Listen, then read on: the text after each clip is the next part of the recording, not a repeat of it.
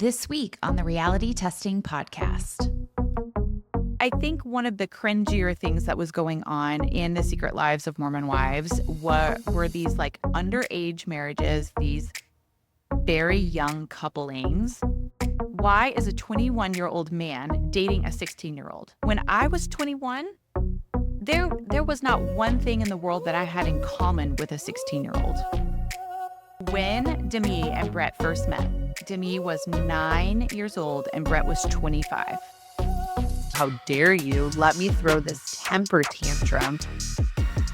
Not only are you going there to control your wife, but you're also going there to blow all of her money. Mm-hmm.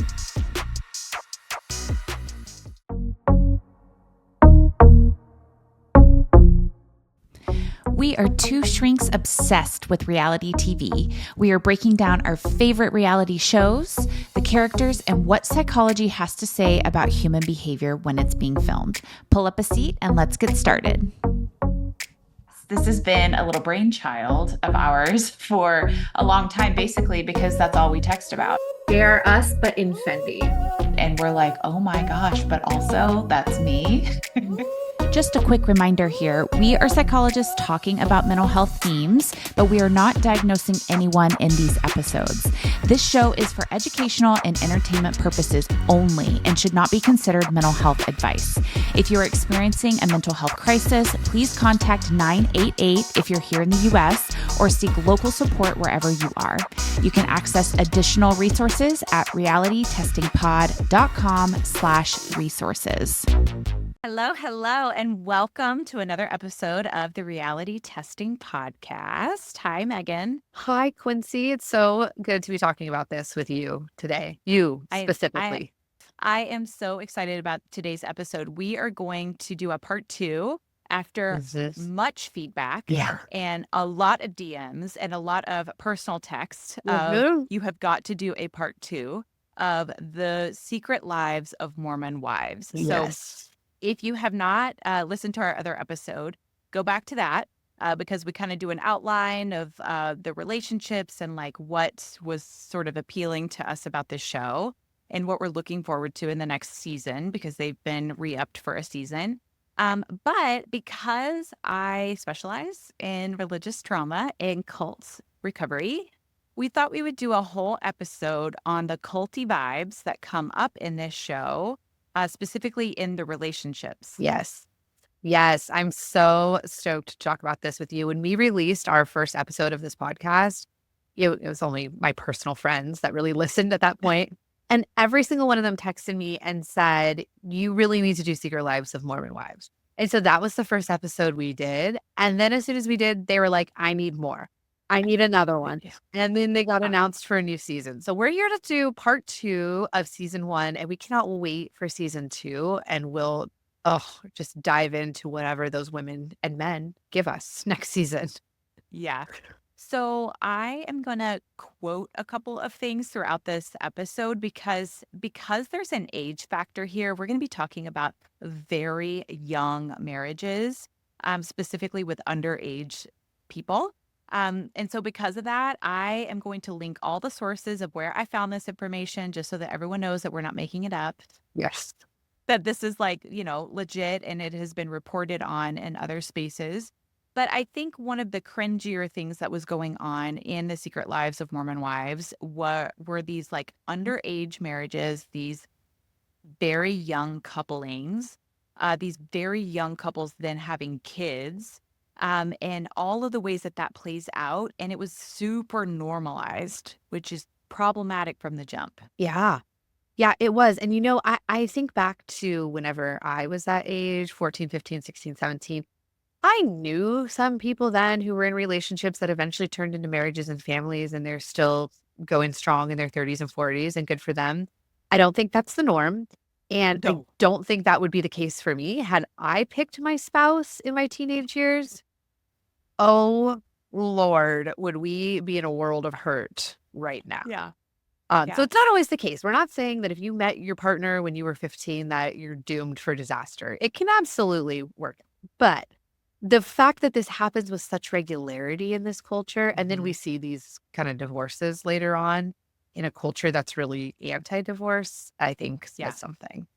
Yeah, so you get young people and you say you got to get married and then your religion doesn't let them get divorced. You really trap Yeah. people in like the prime of their life or for the rest of their lives when they've only had maybe 15 or 16 years of experience and they're still in their mother's homes, right? Yes. And then they get trapped into these like very, very tricky relationships. It's just heartbreaking to see.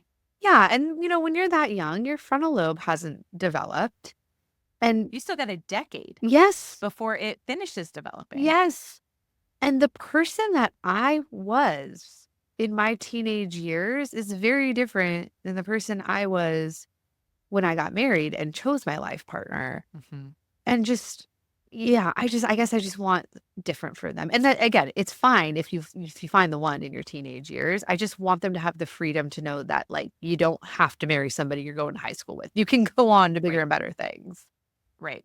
You don't have to marry the only cute boy in your youth group, Yeah. right? Yeah.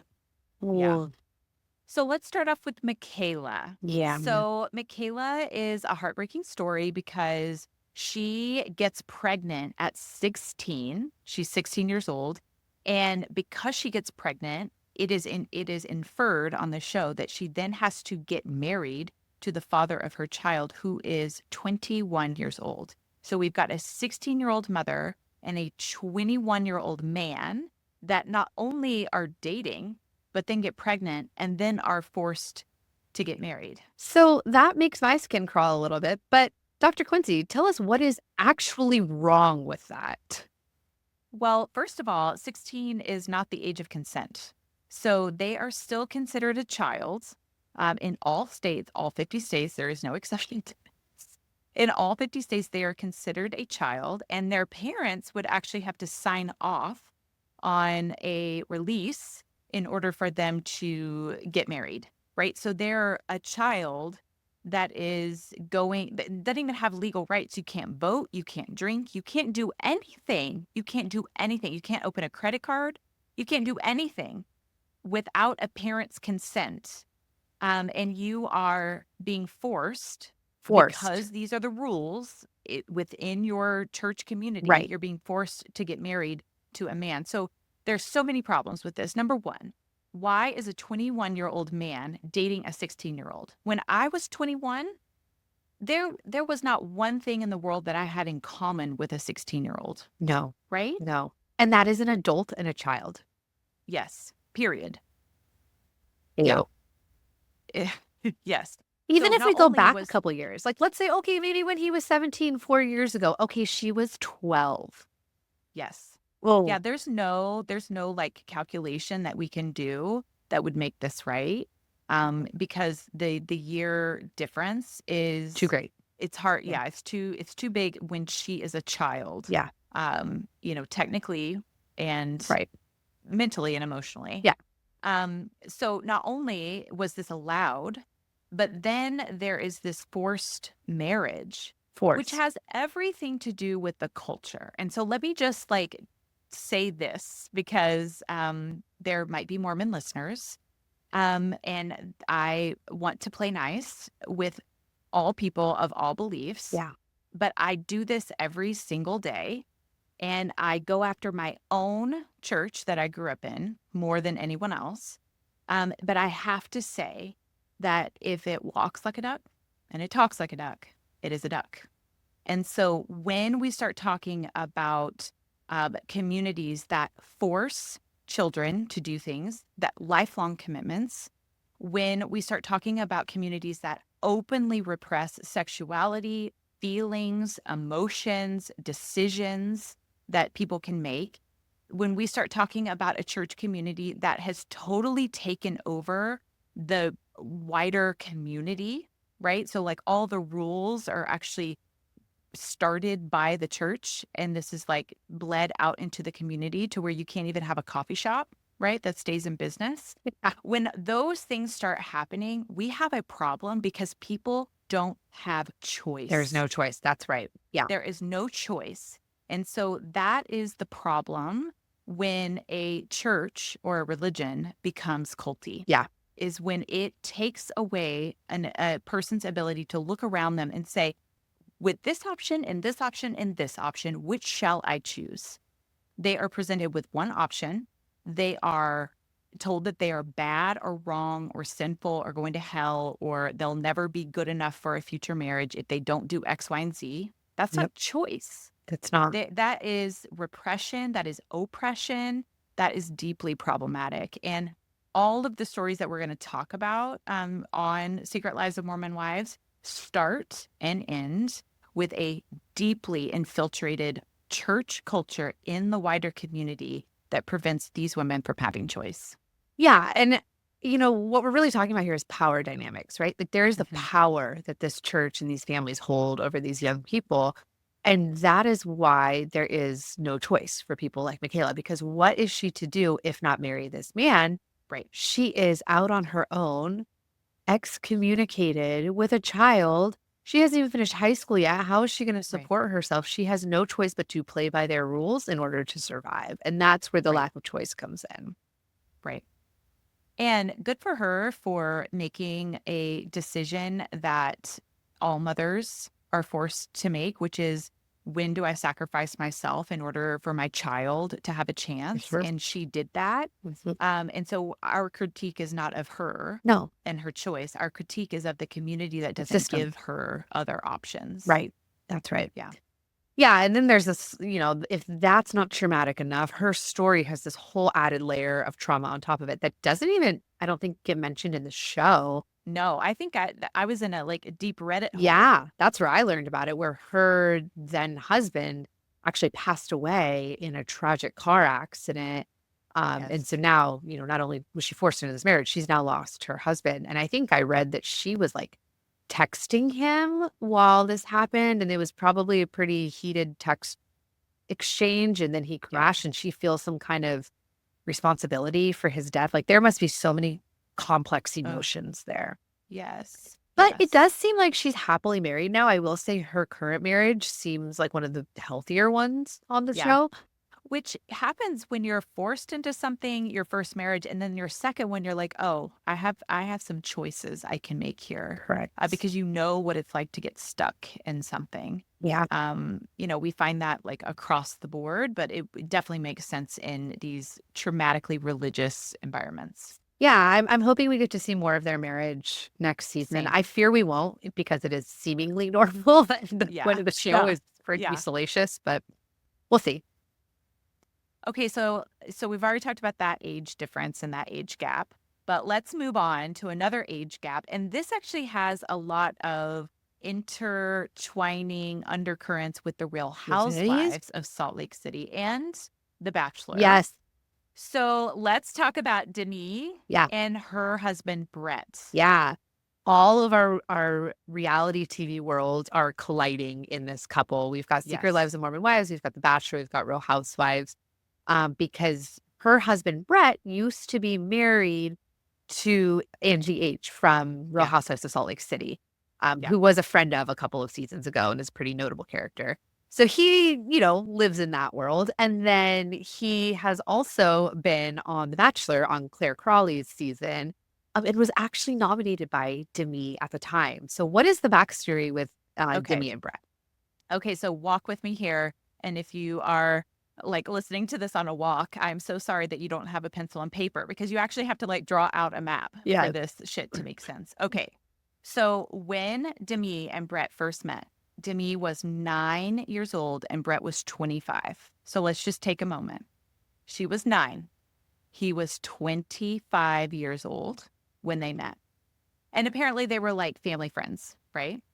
So he goes on and he marries Angie Harrington, which is on The Real Housewives of Salt Lake City. We kind of see her and her friendship with Jenn before Jenn goes to prison. We have an episode coming out of Real Housewives of Salt Lake City, so be ready for that.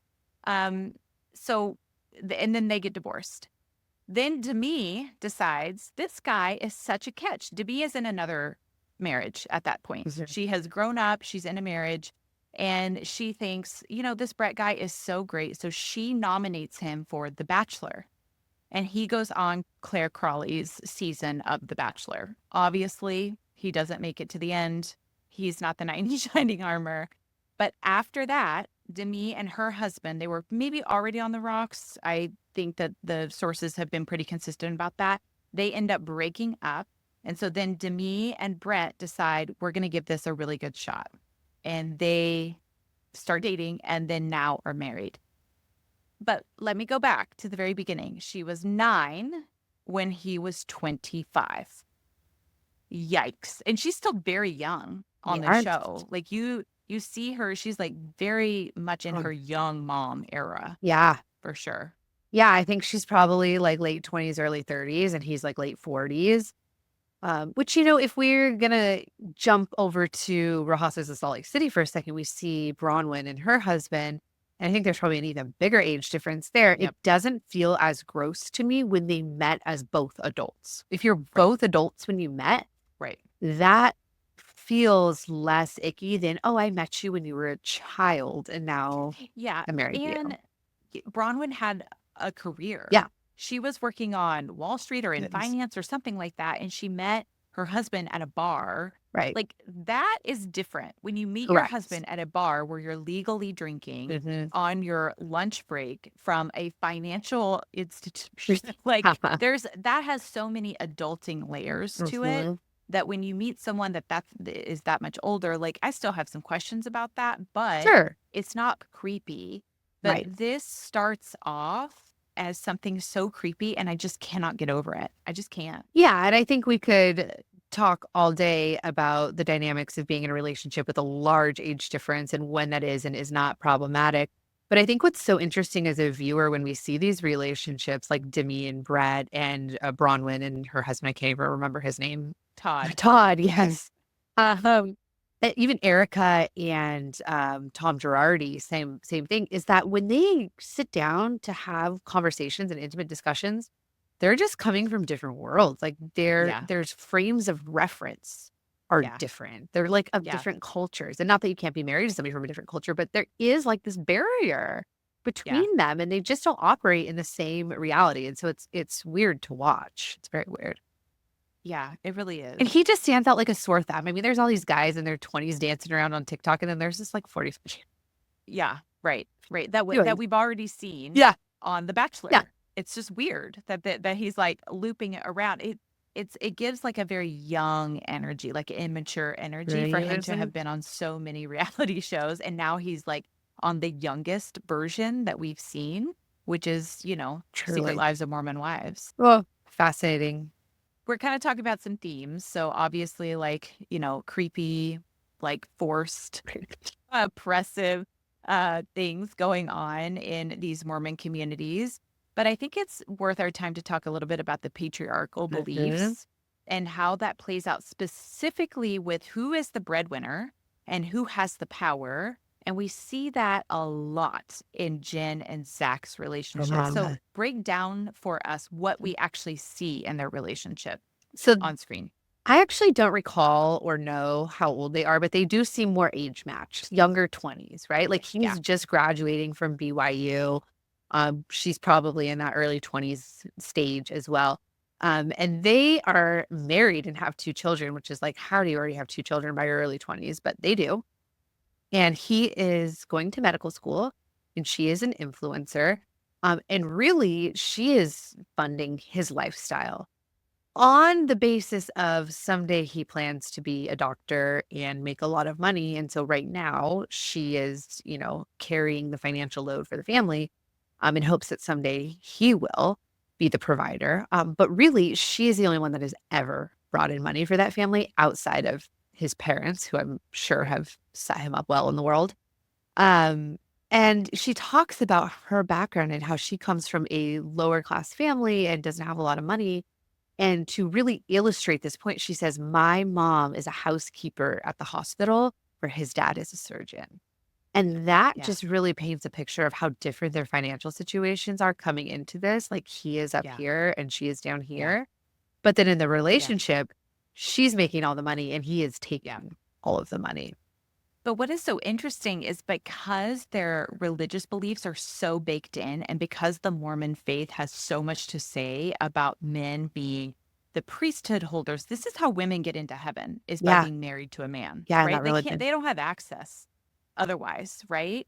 And the way in which they don't believe in women having leadership positions and like this is so baked in to how the patriarchal view of the world is so baked in to the way that they believe or practice their faith that even though she holds more power because she's the breadwinner, she is constantly handing it back to Zach because he is too fragile, Hmm. frankly, to be able to tolerate her being in equal power or even having more power Yeah. than he is.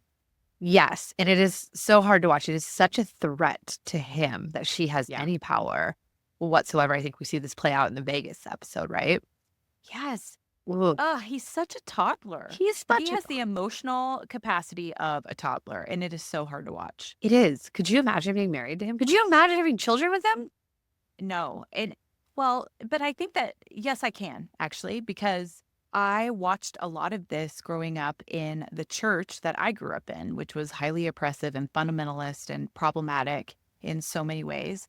But it's almost as if the men held all the power, they Uh-huh. made all the decisions, but they had the emotional capacity of 2-year-olds that Yes. also needed to be parented. Right. So women didn't have any power. They couldn't change their own lives, but they were in charge of keeping this grown ass man alive, right? By like Yeah. feeding him and managing him and staying on top of his doctors, whatever. Like women were actually the ones that were making the world go round, but Right. they had no power to change their position if they got tired of that role. Yeah. The amount of parenting and caretaking she's doing, not only for her children, but for her husband, and that she gets almost looked down upon in the way he talks to her and has their relationship organized. But the reality is, she is making the money. And truly, if they were to split, she'd be just fine and he would be up a creek. Right. Except his dad is the It, cardiac surgeon while her mom is the janitor right. at that same hospital. So but this is, I think, how these dynamics play out is that he has to talk to her Yes. like she is nothing or that she is below him or that she doesn't have as much power as him. He has to do that because that is the only way that he maintains the facade of power, Yeah. right? Yeah. Otherwise, he would be admitting that she has all of this power in the Yes. relationship and he cannot tolerate that. So it leads to these relationships where you have to talk to your wife like she is a piece of shit. You One have to talk loves. down to her. You have to treat her like she is a second class citizen. Otherwise, you would be giving up your power, and these men are not going to do that willingly. Yeah, and I think that's what we saw play out in Vegas. Was he mad that she went to the strip club or whatever, Magic Mike? I don't even remember what it was. Right. Chippendales. Yeah, He something. he probably was upset about that, but that's not what that argument was about. That was an argument about power and, "Oh my gosh, you have the power to do something that I told you not to do. How dare you? Let me throw Mhm. this temper tantrum to get you to behave the way that I expect you to behave in the future." Yeah, I think that the Vegas scene was the most chilling. It was. And I think it's like there's parts of it that I kind of want to like do that thing that I do sometimes, which is laugh at really uncomfortable things. But Yeah. it is frightening to see a grown man like ask his wife, "What are you guys doing?" On it, first of all, she wasn't even allowed to go on this trip without him there, right? This is a girls' trip that he then invited himself on, and he's Yeah. going to stay in a different hotel, and you guys can do whatever you want. Well, if we can do whatever we want, why are You're you here. here? Yeah. Yeah. So, first of all, he totally like puts himself, right? Like back in the mix. He also has a gambling problem, which is talked about on the show. So, not only are you going there to control your wife, but you're also going there to blow all of her money Mhm. that she's making Her because you money. have, Yes. yeah, a problem. So, okay, so that's the setting the stage. So, he's there to manage, manipulate, control. And then he asks her, "What are you guys doing tonight?" right? Which again is a part of the like, why do you care? Why are you even here? You shouldn't even be a part of this conversation. Yeah, And he loses his damn mind. He completely. loses it.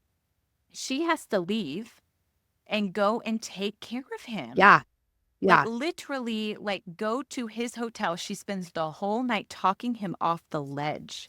God, It is so disturbing to watch. And then you see all of her friends kind of like talking, right? Like, a little worried about okay, her. we're worried about her and this is how it's going to play out. And we see one of the friends say, I can tell you exactly how this is going to play out because this Oh, is yeah. how it plays out every time. They are going to spend all night fighting over this. She is going to come back here, puffy eyed and tear stained, and say, this, and I quote, this is exactly what we needed. We Mhm. needed this in order to have a breakthrough in our relationship, whatever, which is classic 101 manipulation. She Totally. has been so emotionally beat down by whatever he spent the whole night ranting and raving about that she has now come to the conclusion that this was good for their Right. relationship and brought them closer and more intimate with one another because they had all of these like intense moments of sharing feelings. Which could not be further from the truth. And hear this, you do not need big emotional outbursts to have intimacy. You Oh, don't. And if preach. all of your intimacy comes from reconnecting after some huge rupture, that's problematic. That's Very wildly problematic, and problematic. it's not gonna end well. Like, you gotta get some help with that Yeah. I mean, because this, that stuff, it just escalates yeah. over time, right? You just need more and Yeah. more intensity. Mhm. Well, what is more intense than, like, yelling and screaming all night? Well, it becomes physical. It becomes, like, so much more dangerous. It becomes so much more controlling. Like, you only amp up from here if you need intensity to feel connected. Yeah, I mean, we obviously there were no cameras when they were having their argument in Vegas. We don't actually know what happened. Right. But to me, this is emotional abuse 101. This is, Yeah. if this was my client, if someone like Jen was coming to my office reporting that this happened, my red flags of emotional abuse would be all the way up. Yep. Yeah.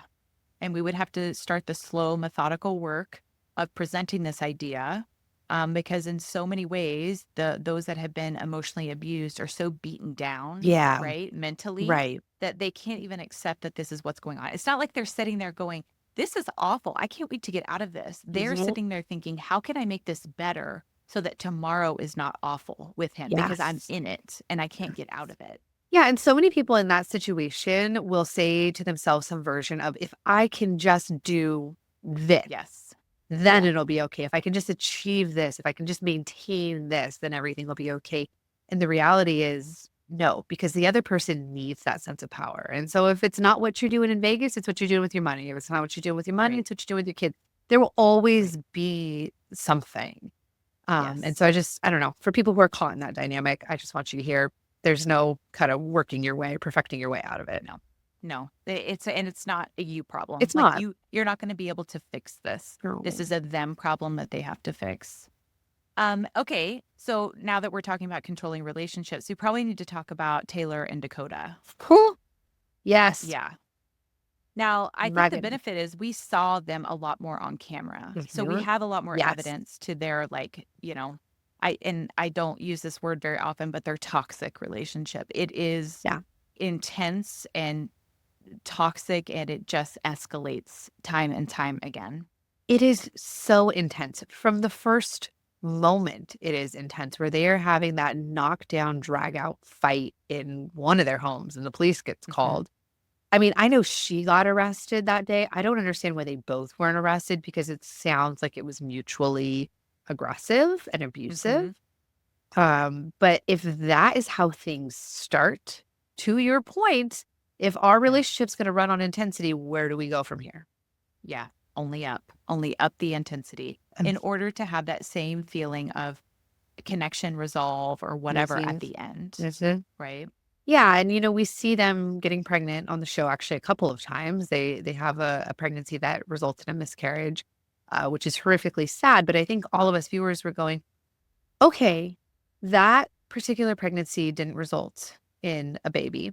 Maybe we pause and work on the relationship before we Yeah. introduce a baby here. But it seems like from their perspective, they think that a baby is going to fix some things and bond them together. And that's just not how it works. Babies are Yeah. beautiful and wonderful, and they are stressors. They are stressors on Yeah. relationships. Yeah. And this human is going to exist forever. Yes. Yeah, they Like should for the not rest of be your life, right. their essence, their spirit, their presence or lack of presence is going to be known to you Yeah, forever. It's not going to fix anything. it's not. And they're their own person that deserves love and care and affection. And if their Yeah. entire purpose for existing to you is to fix your toxicity in your relationship, that is too much of a burden to place on another human being. Yeah. It's icky. Especially a child. Yeah. Yeah. Yeah. I hope they're doing well. I hope they're getting the help that they need. Having seen enough of these relationships, both in my personal life and clinically, my hopes are not high. But I think Mhm. what we're seeing with the both of them is some addiction playing Yeah. out. And that Yeah. is so hard to beat. It is so hard to beat addiction. And that is why when people enter recovery, they say you should really just commit to singlehood for at least a year. That's not as a punishment. That's not because you don't deserve love. That is because there are so many addictive dynamics that when we take away one addiction, whether that's alcohol, drugs, gambling, whatever, you tend to replace it with other addictive Right. behaviors. And I think they're kind of addicted to the chaos of their Yeah. relationship dynamics. She's the one that it has ended this marriage that she was in because of this like soft swinging scandal. So I can understand this desire to have love and connection. In fact, we actually see this a lot on the Real Housewives of Salt Lake City with Brittany. Mhm. We Yeah. see her like sacrificing so much in her personal life in order to have this romantic connection. Right. And it's hard to watch because it's never going to work out well for you in that Yeah. position if you're having to sacrifice things in order, right, to have this moment, this connection with someone else. Yeah, and I think they're confusing intensity for affection and love, Right. and I Yeah. want better for them. I do. Me too. It's a mess. Okay. The last theme that we should talk about is repressed sexuality. Oh, yes.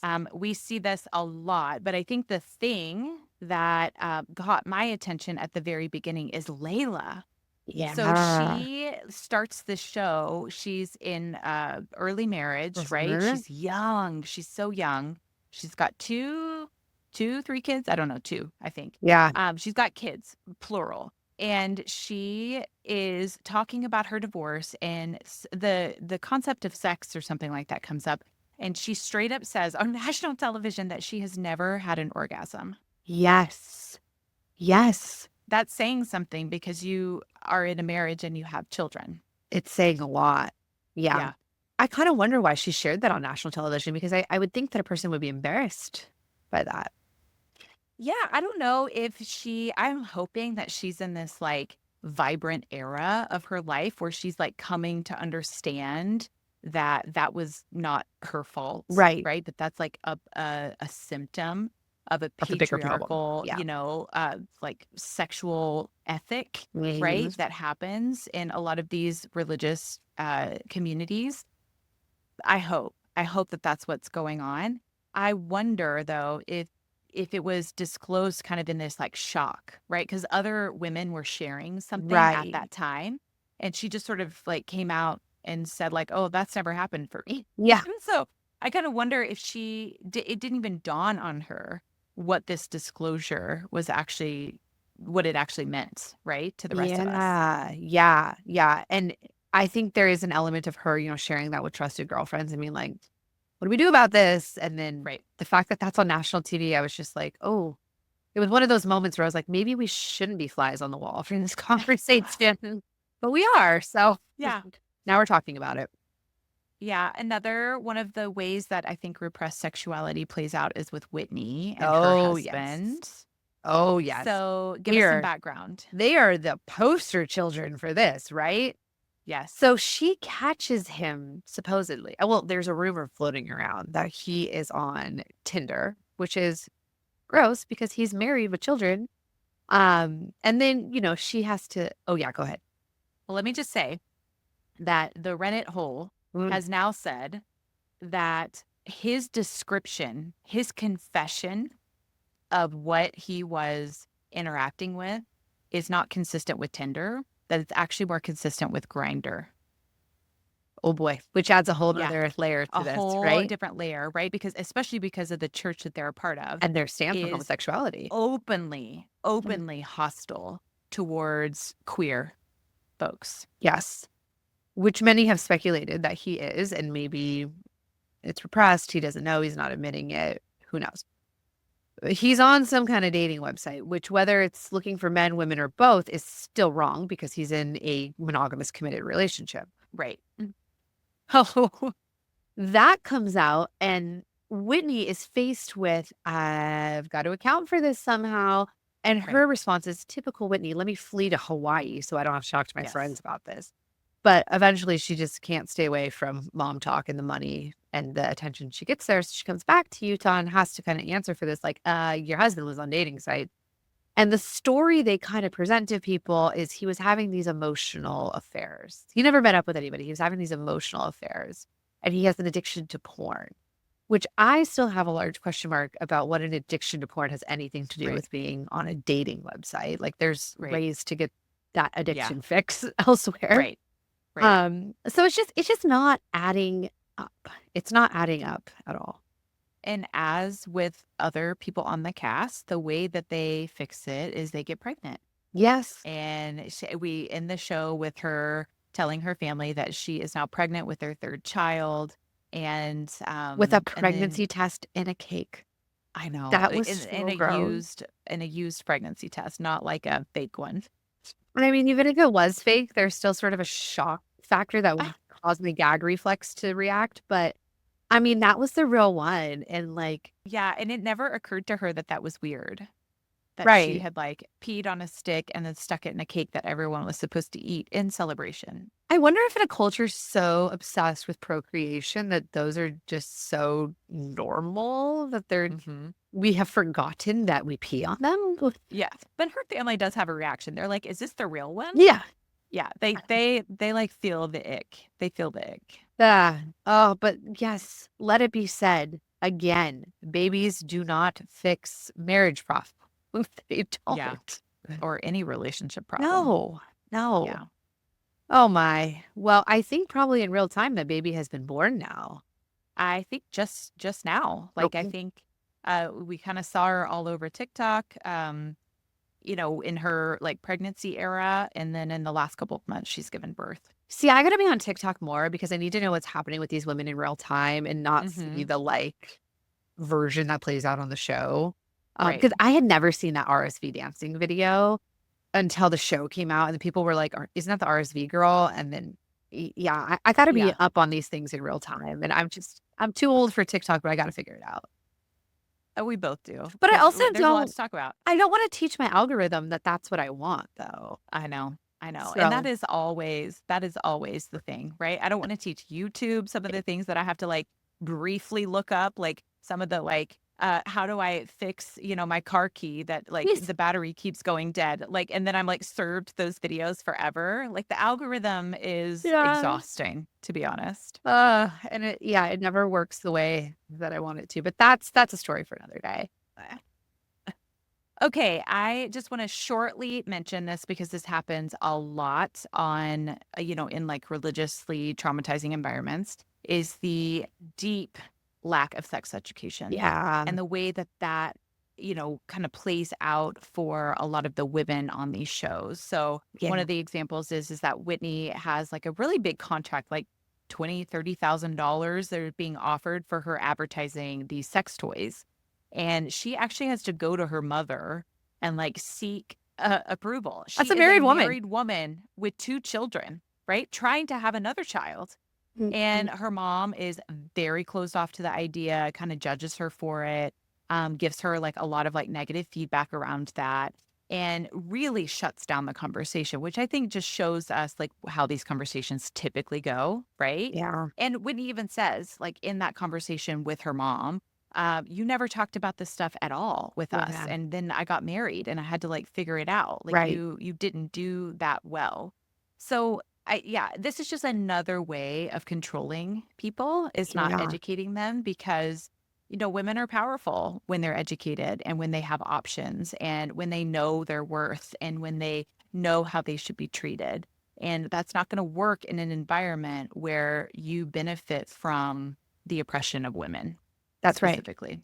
Yeah, and perhaps that's why we have people like Mikayla at 16 getting pregnant or Taylor Mhm, getting repeatedly pregnant before, she's really ready to even commit to the guy.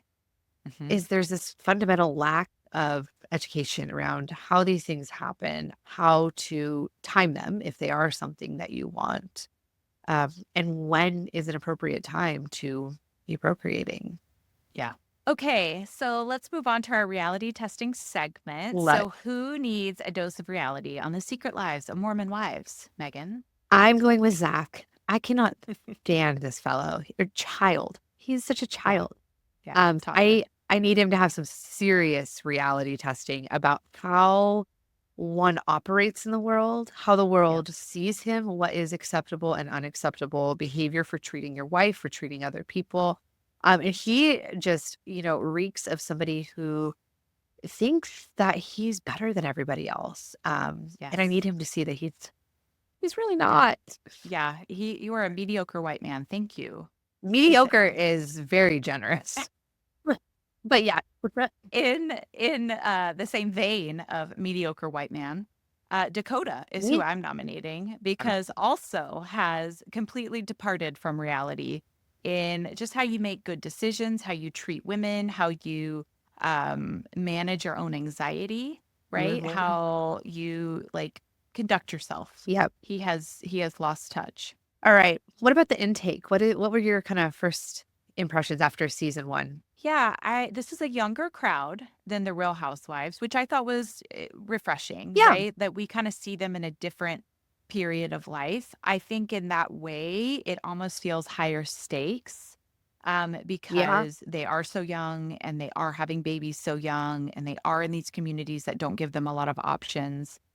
So there's something to say about that, but I deeply appreciate their entrepreneurship, the way in which they're like going out there and making money. So if they needed options, they could at least fund those options, which is more than what a lot of women can say in Correct. other, restrictive and high control groups. Totally. What about you? Totally. Yeah, I think, something that I just love talking with clients about, with friends about, is this concept of individuation and identity development. And I think that that is such a theme in this show of these Mhm. women growing up in this culture and then having to develop their own identity and how they reckon with the culture in which they grew up. And some of them have a stronger tie to the church. Some of them have really walked away from the church, and how they all make sense of that within their own identity Yep. development. I think is a fascinating concept. And I hope season 2 goes a little bit more into, because this season we really just got like, these are the faithfuls and these are the Yeah. ones who have strayed. Right. Right. And I want to explore that a little bit Yeah. more. Okay. So, yes, let's talk about that. What are you dying to discuss?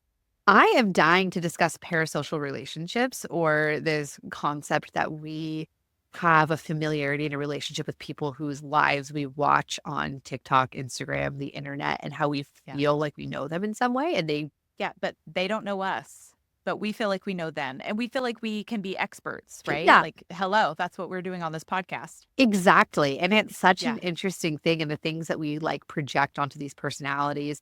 And people have, in some ways, done this to us. We have somewhat of an online presence, and people will show up in our DMs demanding things Right. from us and expecting things from us. It's like, Right. I don't know you. Who are Yeah. you? Who are you? And Yeah. I can only imagine the way in which that happens to these women, Yeah. and I would love to explore that. Yeah. What are you dying Well, to it talk does about? require thick skin. So I commend them for that because I Yes. usually have to take like weeks off of social media Oh, because the yes. demands get so high and it's just too much. It's wild. So It is it is. absolutely wild. Yeah. It is. What are you dying to Okay. discuss? Season 2. Yeah, They were mine. just renewed for 20 episodes. I think that this will be like a much more like consolidated piece of time, right? Because Uh-huh. the first is like over like a year and a half or 2 years. Like it's Uh-huh. a big stretch, right? Yeah. And you were like trying to catch up a lot of the time It in felt very between episodes of disjointed. like, yeah, like what happened and what happened in the meantime.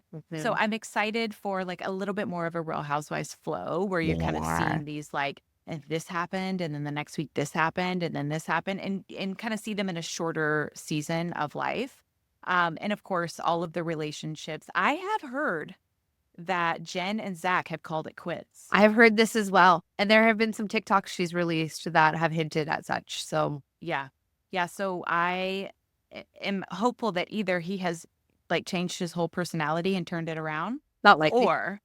or they have like gone their separate ways and he can get some help and she does not have to be his caretaker any longer. So yeah, but we'll see what all plays out.